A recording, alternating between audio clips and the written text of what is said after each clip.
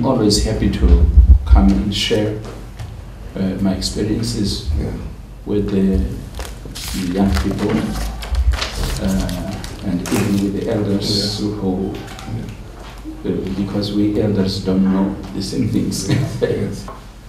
I told him that I was coming here, and he's the one who said, if it happens that you see the president, send him my regards and tell him that I appreciate the governance in Ghana, particularly what I hear about him.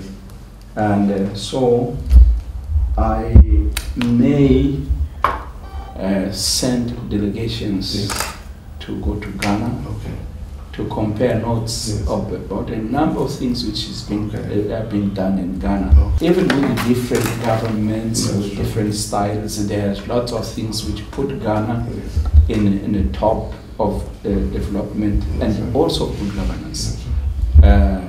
He was looking at the Mo Ibrahim Index, and that's where he discovered that, and said, no, I have to go, because I had to advise him to take the Mo Ibrahim Index as a checklist, like the pilots do.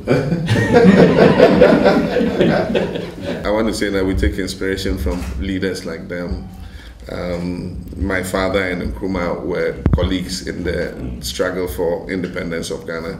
And then after that, Ghana became the beacon of liberation for the rest of the continent. And all of us, you know, when we were students, marched for liberation of Mozambique, you know, for the removal of apartheid, you know, freedom for Mandela and all that. And so we also were groomed in those years, you know, to have a progressive outlook on life. And so we've always admired people like President Chissano, and it's always a pleasure to meet them, you know, even at this stage, still doing their best, you know, to try and see Africa, you know, continue to progress and take its place in the world of nations. And so we are faced with new challenges, that is building prosperity for our people and see how we can spread the fruits of development, you know, evenly across our people, because Africa is growing so fast. There's a young generation that is coming up.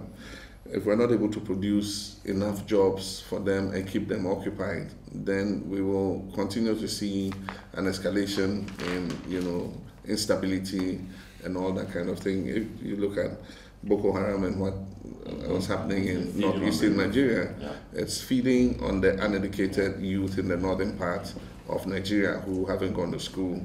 They just are left abandoned by their families. What human being would do what Shabab did in Garissa University. And one of them was a student who completed that university, a lawyer, you know, and yet this ideological corruption, you know, makes him think it's okay to go to the university and kill your fellow students, you know.